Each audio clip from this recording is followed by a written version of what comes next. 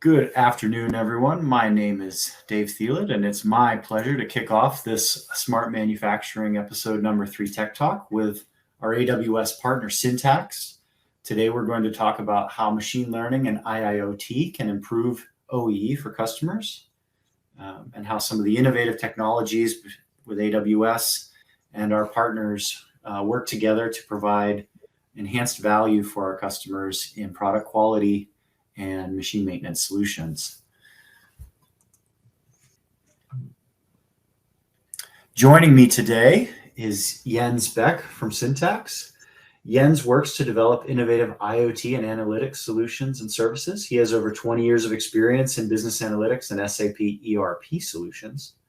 Previously, Jens was the senior manager of the Global Competence Center of Analytics for Borg Warner.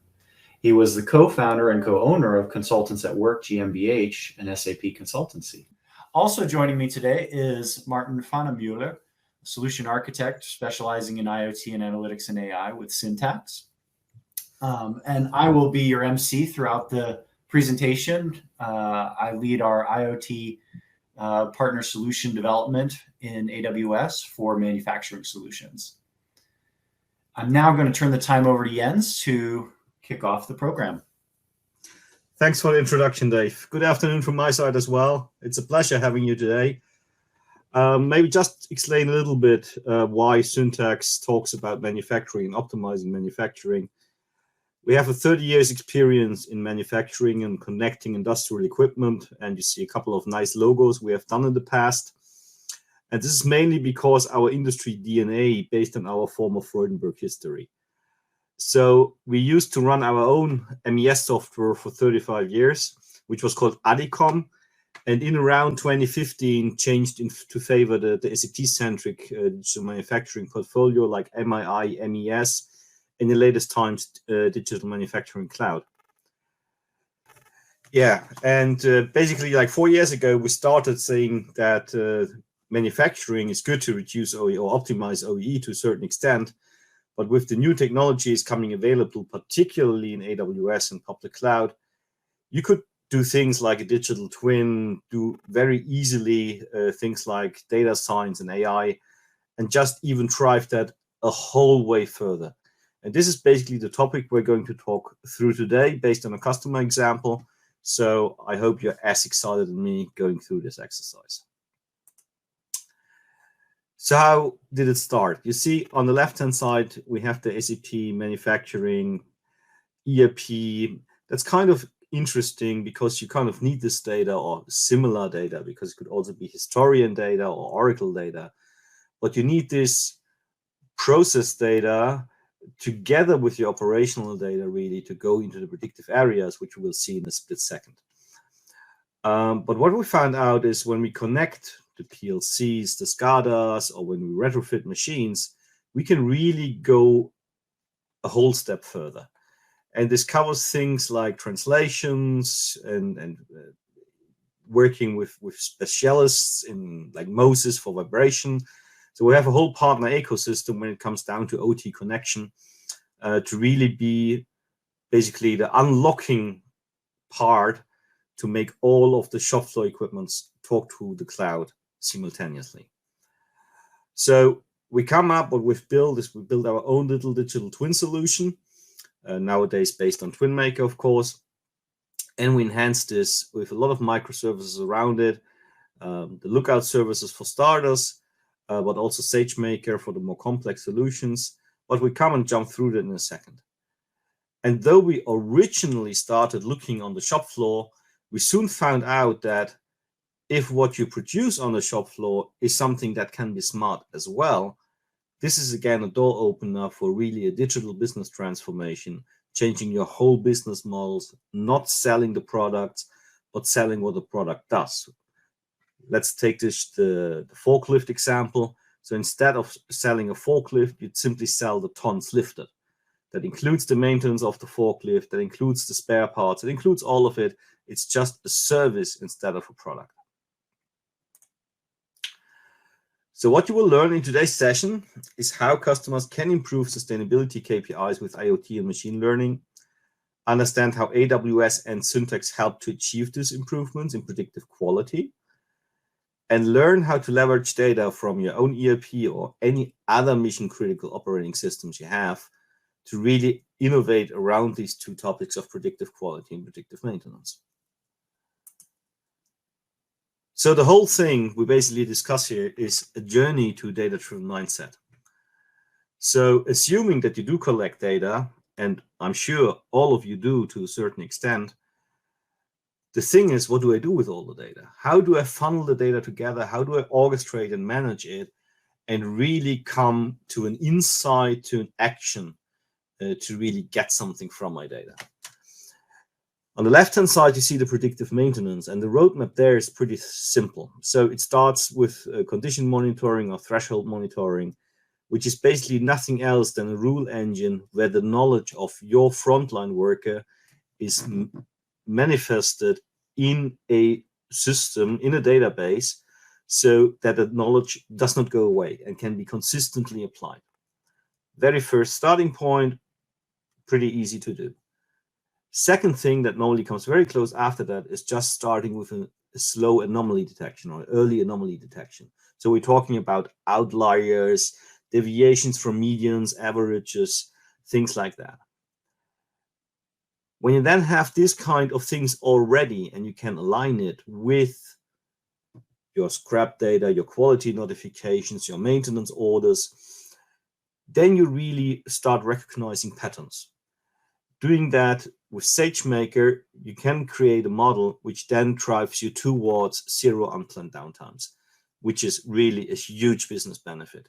So we're not talking about preventive maintenance. We're talking really about predictive. You only maintain when the machine tells you it needs maintenance. On the right-hand side, we talk about predictive quality. And this is a slightly different story because normally it starts with things like either visual inspection or, as we see in the example, some thickness sensors, then goes towards statistical process control. And the objective there is a zero scrap rate.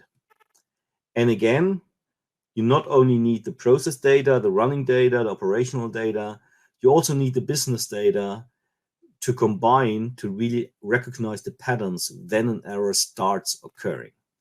And predictive quality will be the thing we talk through today.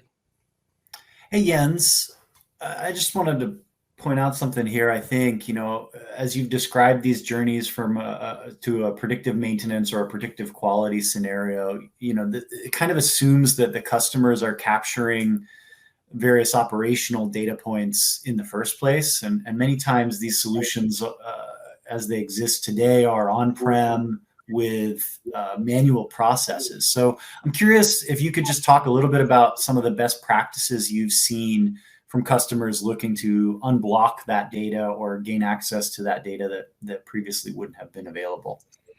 That's a very fair comment. Yeah, we've seen a lot of things where data is captured manually, like simply an employee punching a thermometer in a pack or a carton, to capture the temperature, but that's just a spot. Yeah. So if instead of that you go and you take a thermal camera, right, then you have this data automated, available in the system. And more than that, instead of just having a point of a temperature, you have a temperature of the whole thing, right? You get like 100% sample instead of a small spot example. So what we normally do is really go within the initial workshops, we walk the shop floor together with our customers and try to identify these areas where we see low-hanging fruits that can be easily automated to achieve a higher business outcome. And as I said, with 35 years experience in the shop floor, believe me, we find a lot of those options and opportunities and can convince the customers that with a very low invest, you can get a very high outcome. Yeah, I think, we've seen that too, as we engage with customers alongside Syntax and some of our other partners.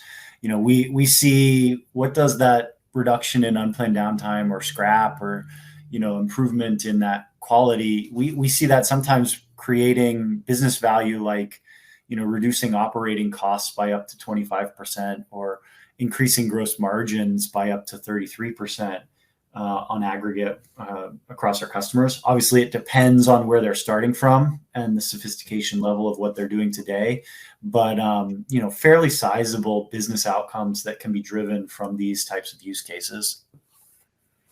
Yeah, and maybe just to add, it is amazing when you talk through the different levels in the company or with the customer. Very often they have this data available. Yeah, so they have historians, they have local databases, they have whatever, but this is siloed. This is very siloed information, not broadly even known in the company. But when you walk through it and you unlock it and you bring it all together, then you really make this business value tangible for the customer.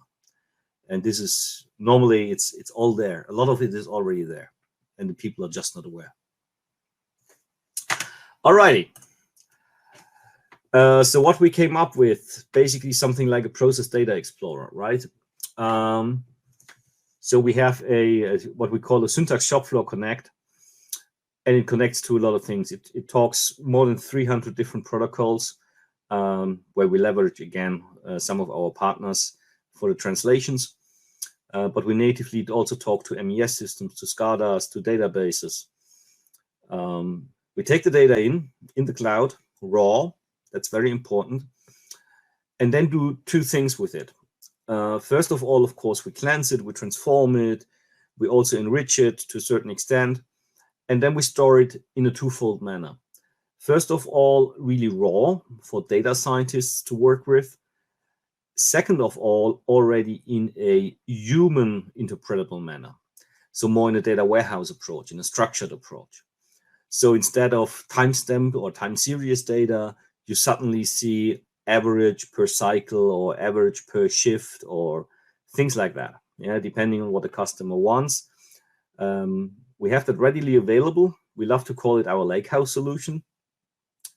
And in the end, then with the raw data applying, depending on the customer use case, either the lookout services or SageMaker deriving own models, we then start generating what we call the shop floor insights.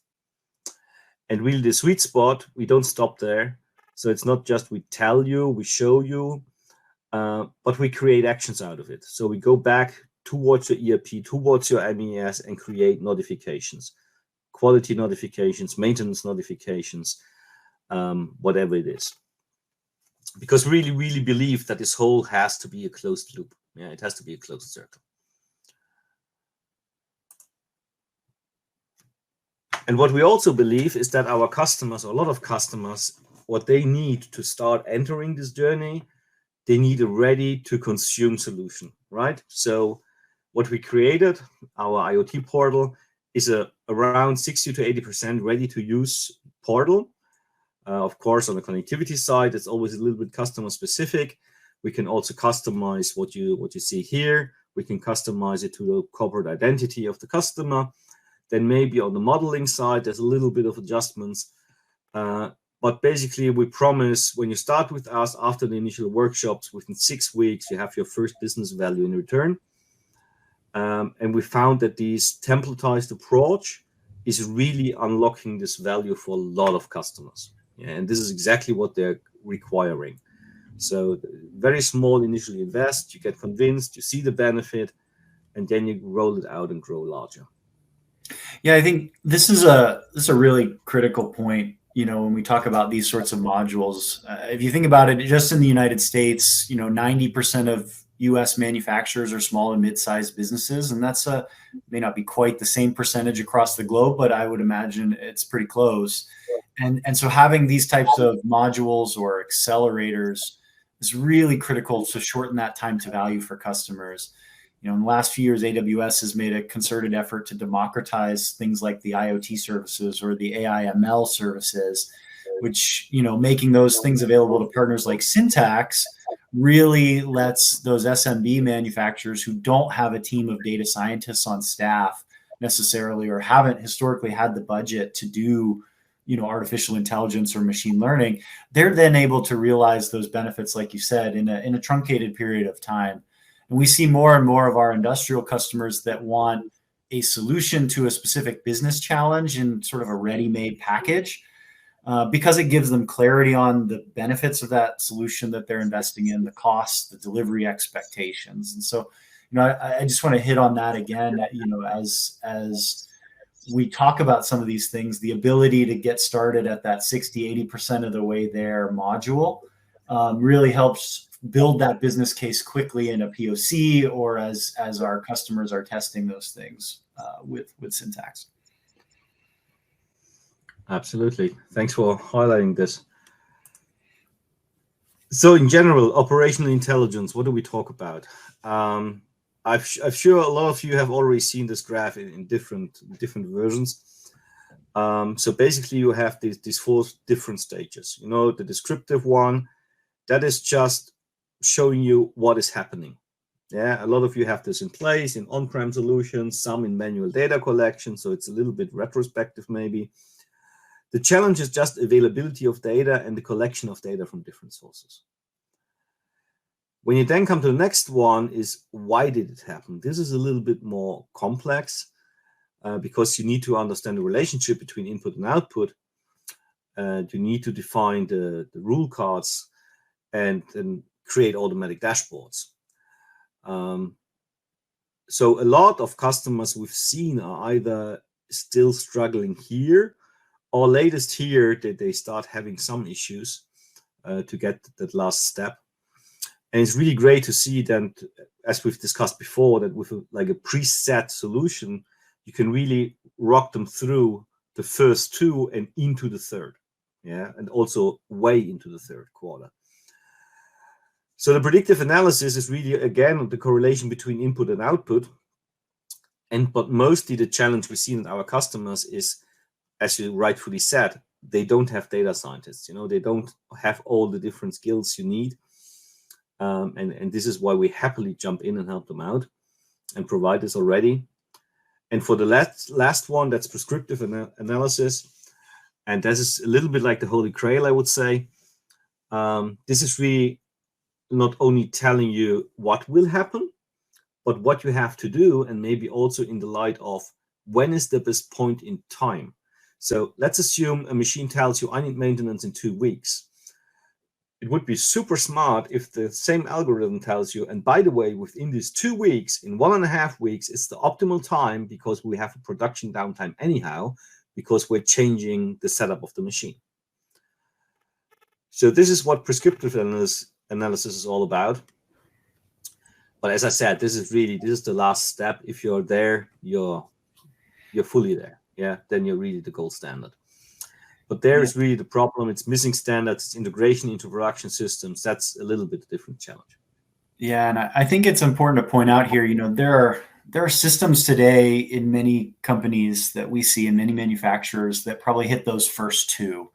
And there are systems on-prem that will allow you to do that. But I think as you start to move into that more predictive and prescriptive lens, the companies that we work with really, cloud becomes very important to ingest, analyze, and compute the disparate data systems they have to pull from, as well as just the quantity of information that needs to be processed. And so, want to just sort of call out also the missing experts that you talked about point. We see that a lot, when used effectively. Things like machine learning allow you to, put your best engineers on their best day to diagnose problems, and to do that without, getting fatigued or having a sick day or retiring. And we know that's a huge problem in the industry today, as 89% of manufacturers report they have trouble filling roles, even if they have the budget and the resources to employ folks in those types of positions. I think it's really critical that we sort of call that out, that tools like what we're going to describe and the customer example we're about to dive into, really give you that sense of this is something that doesn't get tired, that doesn't lose, especially in a quality scenario where you've got visual inspection or something. You remove some of that subjectivity, but you need that cloud layer to get into the ability to analyze and stitch together all of those different systems. Absolutely. And maybe just to add, I'm a big fan of a single source of truth, right? So this is why I recommend to my customers to already, if they want to go this journey, to already start on descriptive to go to the cloud. Yeah. So you only have one point where you store your data, because as you rightfully said, latest in step 3, you're in the cloud. The value you get for your money, there's no other solution than go to the cloud to get that. Yeah. All right. So into the customer case study, which I promised. The client, unfortunately, I have to keep him anonymous. It's a global packaging manufacturer. So what he produces is sustainable and recyclable plastic films. For example, like toothbrush packages, or even the plastic pills, the blisters in pills, right? It's high barrier protective packaging for food. So even if you maybe open your lunch sandwich tomorrow, that might be actually his plastic foil you're tearing there. Pharmaceutical, health, and durable products. Credit cards is another thing he produces, just to give you a little bit impression of what the customer does. And of course, being a plastics company, you're not nowadays the most green company ever. But the one we talk about holds a couple of awards for being super sustainable. So the company has a strong focus on sustainability and reduced the scrap rate in the past years already dramatically. Anyhow, they wanted to reduce it further. And they already started with the on-prem solution, so it's very good. We highlighted that a little bit earlier, to start things like predictive quality. But just because of the sheer data volume, it was impossible to have that like real time, or anyhow close to real time. Yeah, so they could not really reduce the scrap rate with that. So they reached out to AWS and us and asked how we could help. And then the second step, so they decided to go with predictive quality first, but as a second step, they then want to go with predictive maintenance to increase their OEE, so just the uptime of their machines. The challenge, as I said, the scrap rate is already pretty low, pretty decent, but they want to go and lower it further. The IT infrastructure and production equipment differs on each plant. So, I mean, this is, let's face it, I mean, this is classics, okay? If this is also true for your environment, that's standard, yeah? Maybe IT infrastructure is standardized to a certain extent, but production equipment, definitely not. Yeah, that is a colorful mix normally. Combination of all existing enterprise systems and production equipment. So that customer even has different enterprise systems, meaning he runs SAP and Oracle in different plants. Jens, I think the thing that really resonates with me around this case study, two things really, is one, this mindset of continuous improvement that the customer has, and that as new tools become available, taking advantage of those things to further their sustainability goals, even though they're already doing pretty well around some of those things. Like you said, they've won some awards. I think that's something we see across the board in manufacturers, is that kind of continuous improvement. How can I run more efficiently? How can I run better? The other thing that you mentioned there at the end is the notion of those heterogeneous systems, having different, from plant to plant, different equipment, maybe different ERP systems, like you mentioned. That is extremely common. And I think that's something where the power of what we were talking about earlier, of bringing in all of the different data sources and being able to create that single source of truth that allows you to look across an enterprise, regardless of those different systems. I think those are really powerful from a business decision standpoint, where previously you would have had to kind of make those decisions in a vacuum without really being able to do apples to apples comparisons, or homogenize the data in a way that lets you understand why one plant may be doing really well relative to another. And so I think, it's worth pointing out those two areas, because I think that those are things that we see in common with, regardless of what kind of manufacturer or industrial customer you might be. You have those types of situations. Yeah, absolutely. I fully agree. All right, so let's have a look at what the customer does in a very simplified way. So at the beginning, he just puts plastic granulate, so the raw material, into a silo. This gets melted, processed, and then pressed to a thin film.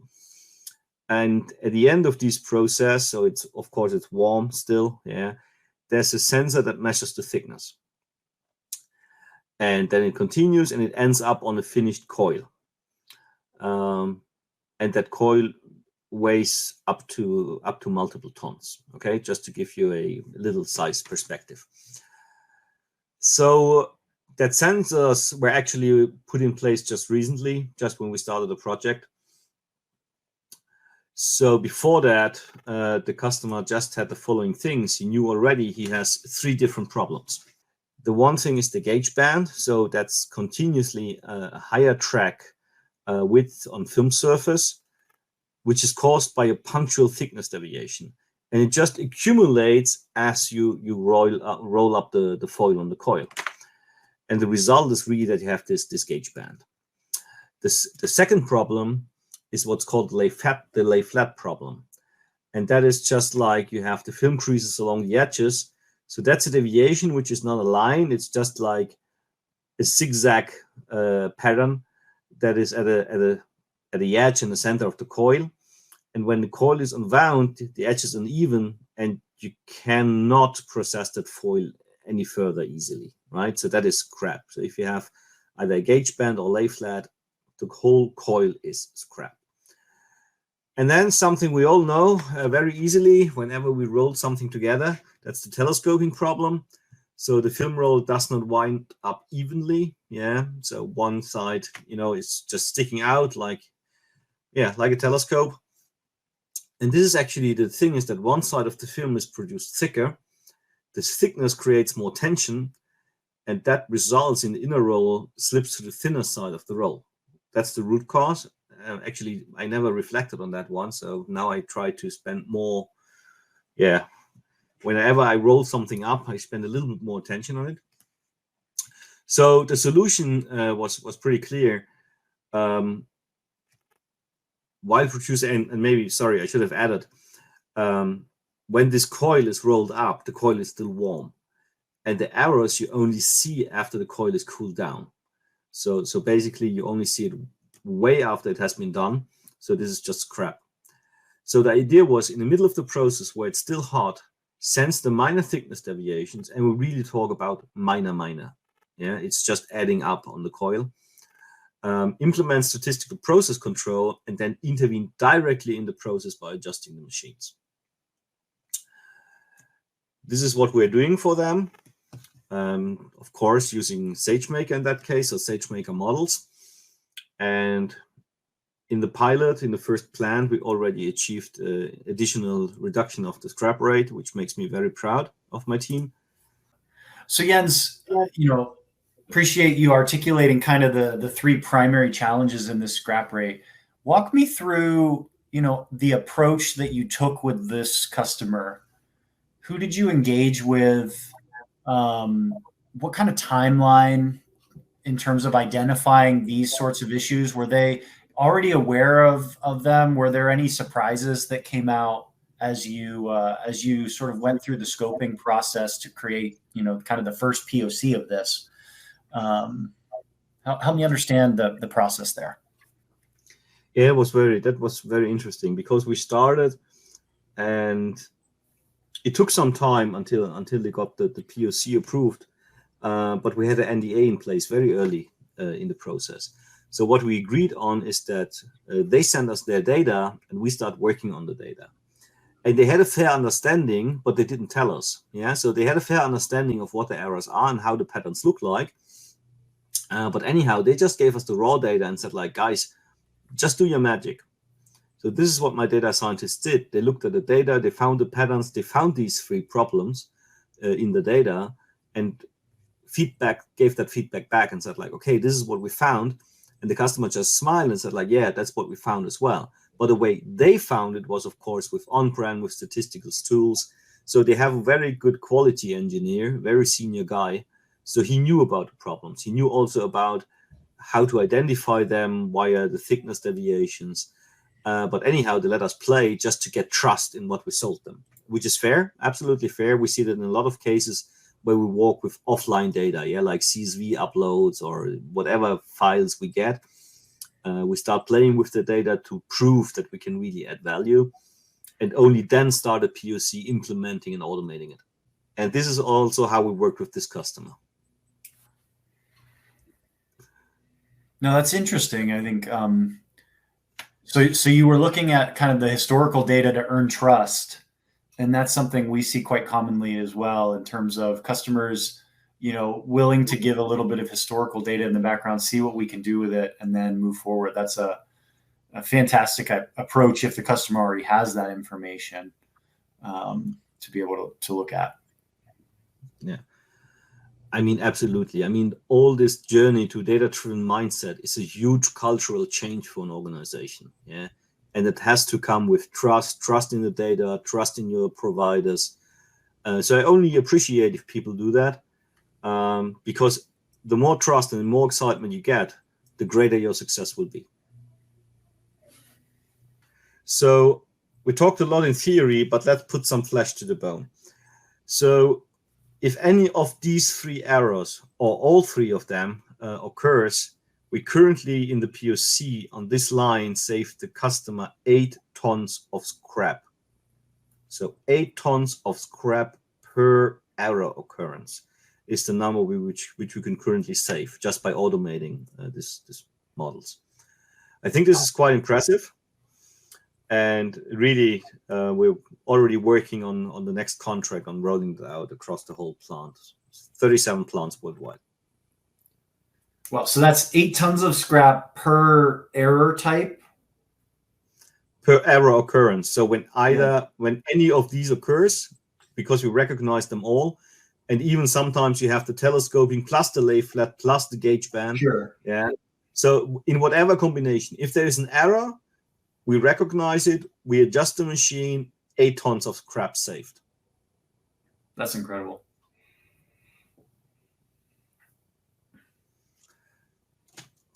All right, so how did we do this?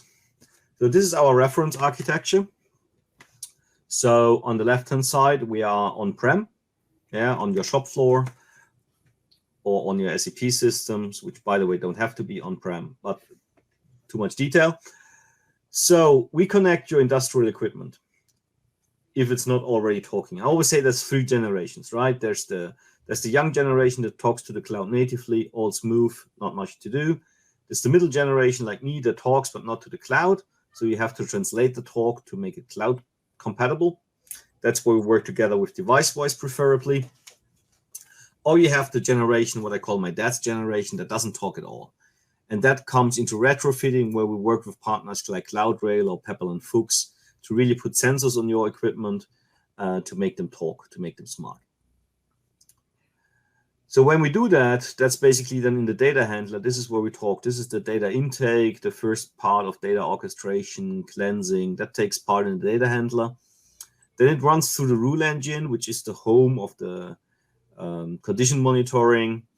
And also then the base for the event engine, which means based on a rule, you can have multiple events. Yeah, you can get mobile alerts, you can get alerts on your smartwatch, you can get a ticket in the system, you can raise a traffic light at the machine, whatever. So this is what this event engine does. That is more about bursting the information or the alarm.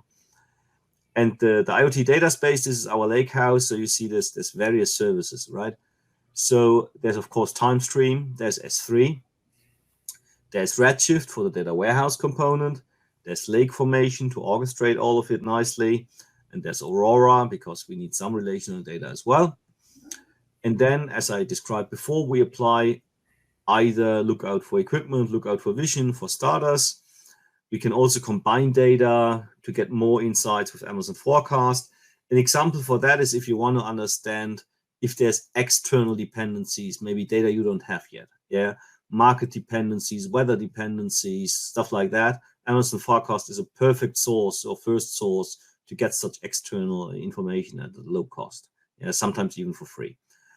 And in case the models become a little bit more complex, then we use the SageMaker tool, which is basically the AWS data science tool set or development toolkit. So this is where you have the full freedom, the full fledged of doing whatever crazy data science and AI which you want to do. As you see, this is all accessible to the customer. So this is hidden. This is now basically a little view under the hood. Yeah. So this is all nicely covered in a portal, which is very easy. Yeah. You just have buttons, very simple buttons to click and press. And of course, this is also fully done with microservices from AWS, with CloudFront, orchestrated with CloudFront, and we use a lot of lambdas to just run functions. And then I said we do the closed loop. So the closed loop we do via the Amazon API gateway. So we really call APIs either in Oracle or in SAP or in Maximo to get the data back into the origin to trigger the next thing. Yeah. So in the sense we do the described here with customer, we go back to the MES. So we do not go the ERP route. We go back via device-wise on the equipment to change the parameters straight away.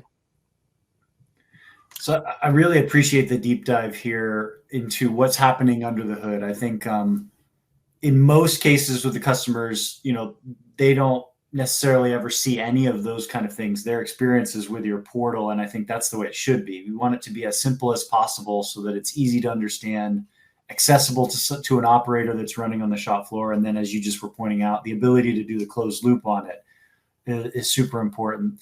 The other thing that strikes me in this that is worth pulling out, or speaking to is in this customer's case, they started with a scrap reduction use case, but using this same framework, you mentioned with maintenance, you're already getting into additional use cases that run within that framework. And so the ability to extend to additional use cases and to scale across an organization, not just in one plant, I think are really powerful tools as you think about the investments that are being made into these types of solutions.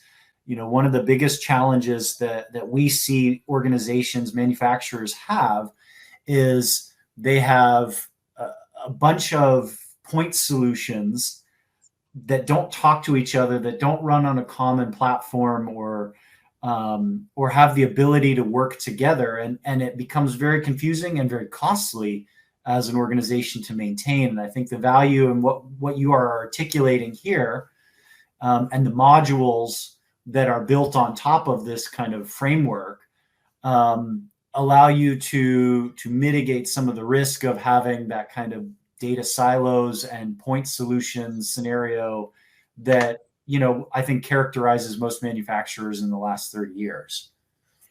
Absolutely. I mean, this is the key point. This is why we try to be very open at the intake and very open at the output. Yeah. Because we really want this single point of truth. Yeah. We don't want a data silo. We want the data democratized. Yeah. Available to everybody, to any use case, but out of one source. That is quite key in the future to survive. Yeah. Because I've seen the silos in my last 20 years of business as well, and they're just not helpful. Yeah. They just confuse people. They cost a lot of money. Interfacing it is terrible. So for me, this is the perfect way forward. And needless to say, this architecture you see here is serverless. So it's a pay-as-you-go thing, right? Yeah, and maybe just to point out, the architecture you see here, that's a pay-as-you-go model. Yeah, so you only pay those services you use. So based on your use case, you can start smaller or larger. You can grow because it's all on the same basement, on the same foundation. And it's really overseeable from a cost perspective. This is what I also pretty much like about this architecture as a little side effect. So thanks for AWS for providing such great services to us as a partner. Jens, when you deployed this for this customer, what was maybe a key learning in that POC that Syntax gained as you deployed the solution? What was something that maybe surprised you in their operations, or that led to an aha moment for the customer? So the thing when rolling this out that really struck me was actually the hardware the OPCDA server was running on, because I haven't seen that for quite a long time. So the OPCDA server of the customer runs on a Windows XP machine, which struck all of us a little. We could get it to work. We found compatible drivers, but that was certainly kind of a surprise. I mean, for the rest, everything went pretty smooth. We had the instance up and running in 10 minutes, connected most of the things in less than a week. But that OPCDA driver or server on Windows XP that really took us a little bit longer, but finally also managed and survived. Yeah, so it's all up and running. I think that would be my answer, what really struck me on this go live. But you're right, you always find something with every single customer, which makes the whole solution better and more robust. Yeah, I think it also shows sort of the flexibility and agility of this solution to accommodate some of those different, systems that are running, hardware, et cetera, that are running in any different, any given customer. Yeah. Alrighty. Any more questions, Dave? I think we have a few from our audience, and so let's turn the time over to some questions from the audience that we'll finish out on. But before we do that, I'd just like to once again thank our partner Syntax for joining us today to share this customer example, to talk a little bit about the power of IoT, AI/ML, or artificial intelligence and machine learning, to talk about some of the benefits of creating these sort of module or accelerators that help customers see time to value and how they've put that into practice. I think it's been a really engaging discussion to think about what, some of our audience to ask you the question, if you were able to reduce your scrap rates or improve your predictive maintenance so that your machines didn't have unplanned downtime, what would that mean to your business as you're thinking about how to invest in different technologies and where to engage with some of these newer technologies that help you get to that value quickly. So I'd just like to leave with those thoughts. And now we'll kind of move into the questions part of this presentation, and we'll stop there.